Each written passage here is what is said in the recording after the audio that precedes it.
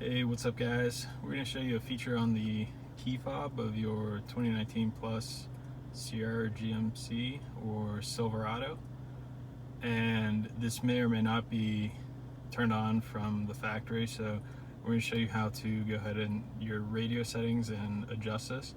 You're going to hit the home screen and then you're going to hit the settings menu, and it's going to default over here to system. We're going to click the vehicle settings, and you'll see the remote lock, unlock, and start. Then you're going to scroll down to this remote window operation. You go ahead and turn that on. And also the vehicle has to be running for you to be able to adjust these settings. Then you can just back out of that menu. We can go ahead and show you what you can do now.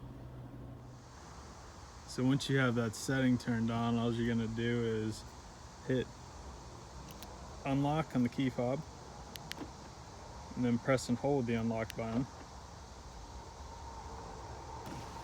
It's going to put all your windows down.